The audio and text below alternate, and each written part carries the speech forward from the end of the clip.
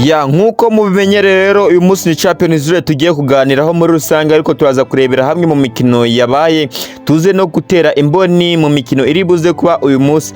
Imwe mu mikino yarayiba yarimo umukino wahuje ikipe ya Paris Saint-Germain ndetse n'umukino bakinyemo n'ikipe ya Chelsea n'ikipe ya Real Madrid ndetse n'ikipe ya Man City n'ikipe ya Leverkusen n'ikipe ya Arsenal n'ikipe ya Sporting nayo yaje kuba ikina rero kuri uyu mugoroba. Ariko hari imikino iri buze kuba muri iri joro, harimo ikipe ya FC Barcelona iri buze gukina na Newcastle. Hari amakuru menshi agiye atandukanye, ariko mureke tuze gatoya mbanze mbahereze iyi nkuru y'ikipe y'igihugu ya Senegal. Ni inkuru ikanganye cyane, ariko nimba ari ubwa mbere ugeze kuri YouTube channel usaba kwakanda subscribe, tukabana buri munsi. Akamaro ka subscribe narakababwira kugira ngo ubutane nshiraho indi video uzajye uyibona mu ba mbere kandi mu buryo bukoroheye. Ikindi kandi ushobora gutanga igitekerezo cyari cyo cyose kuri iki kiganiro, ndagusubiza nta kabuza. Ikipe y'igihugu ya Senegal nyuma yuko itwaye igikombe cya Afrika ku mukino wa nyuma bakinyemo n'ikipe y'igihugu ya Morocco, imyigaragambyo yose yabaye bavuze ko ndetse n'imvuru zose zabaye zatejwe n'ikipe y'igihugu ya Senegal. Kuva mu kwibuga bakivumbura ibyo ntabwo byari bihagije, gusa nyuma muri CAF bamwe mu bantu bashinzwe, sinzi ukuntu ndibuze kubibasobanurira, ariko CAF ifitemo amatsinda. Hari abantu rero bashinzwe ubujure muri CAF basanze ikipe y'igihugu ya Senegal nubwo yatwaye igikombe cya Afrika kuri finale itsinze ikipe y'igihugu ya Morocco.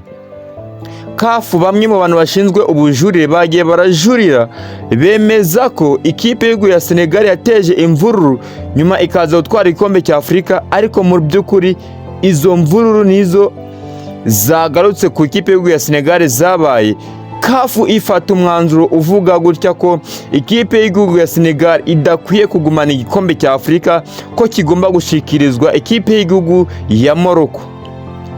Ni umwanzuro wafashwe na CAF. Bavuga ko Senegal ko yatwaye igikombe cya Afrika nibyo, ariko yateje imvururu.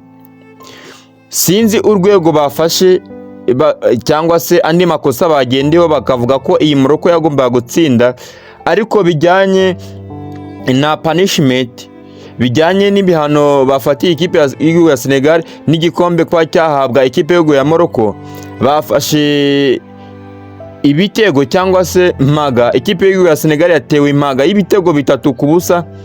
Ubundi ikipe y'igihugu ya Morocco nta kabuza iraza guhabwa igikombe cya Afrika.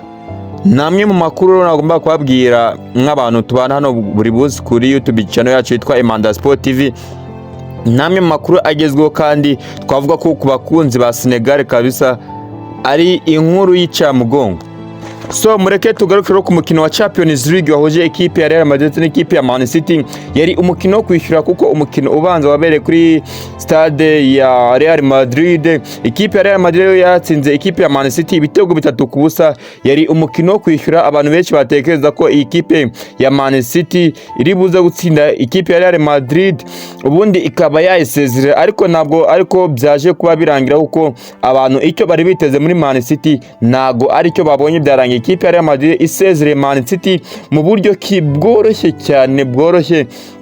Ariko zimwe mu mpamvu zakoze kuri Man City, hari Bernardo Silva waje kuba abona ikarita y'umutuku itavuzweho n'abantu bamwe. Abantu basiganiye bavuga ati ira ntabwo yari ikarita y'umutuku, yari ku mupira warututse kuri Vinicius Junior yateye. Ubundi Bernardo Silva afunga amaboko ye arayahisha, ariko umupira awugaruza nanone inkokora. So nukuvuga kimwe mu bintu ngiye kuvuga kuri iyi tushe ya Bernardo Silva yaje kuba akora ndetse akahabwa n'ikarita y'umutuku nyuma yuko iyi tushe yari yirengagijwe, ariko bajya gucekinga kuri VAR bagasanga Bernardo Silva yakoze muvuma, bigatuma aza guhabwa ikarita itukura.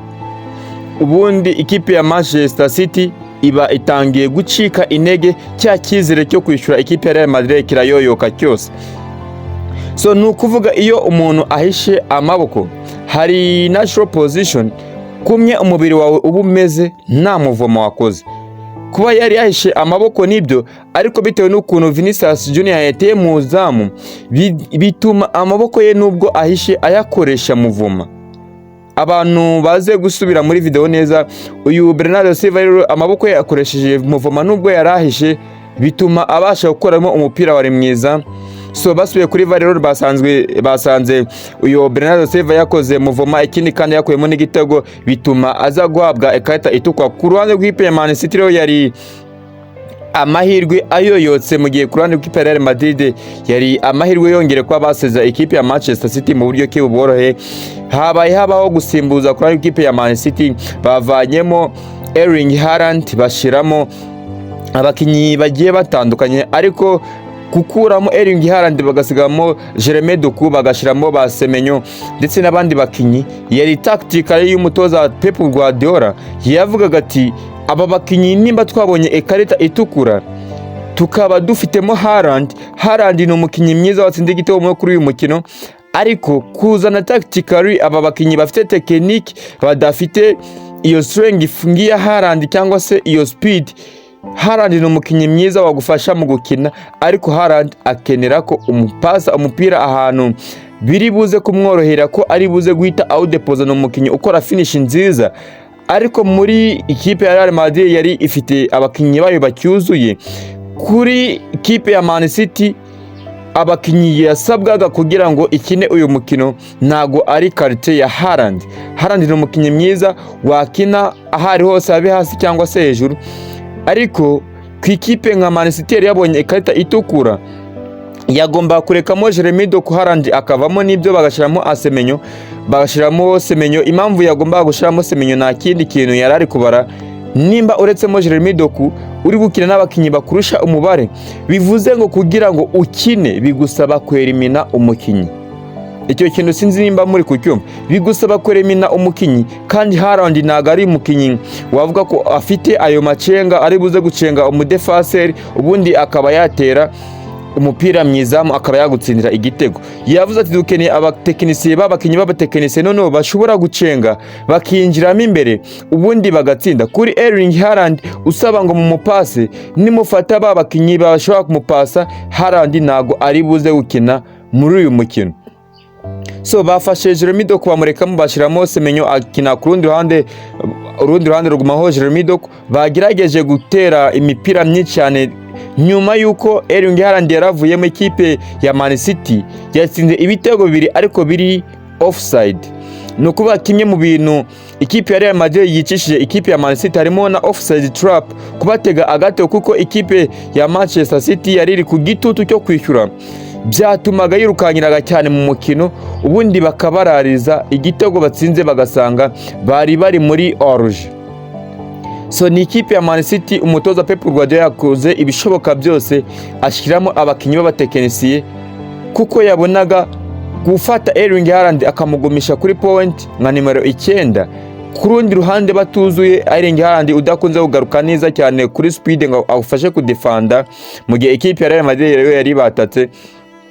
Ariko ku rundi ruhande Vinicius Junior ni umukinyi witwaye neza kuri mukino, kuko yahawe igihembo cya Man of the Match, ni umukinyi mwiza w'umukino, kuko Vinicius Junior kuri marikage mbi y'abakinyi b'ikipe ba Man City, Vinicius Junior yabonye penalty ndetse abatsindana n'ikindi gitego cya kabiri. Nekereza ko muri uyu mukino byashoboka ko Vinicius Junior aza gutsinda hat-trick, ariko ku ruhande rw'ikipe ya Man City gutsindwa byagombaga kuba bigaragara cyane, kuko kugira ngo ikine uyu mukino mu gihe ifite umupira byasaba ko abadefenseri bayo bazamuka, ubundi kuzamuka kose bagasiga Vinicius Junior inyuma. Nta kabuza ni umukinyi muri umwe arakwirimina akaba yagutsindana igitego.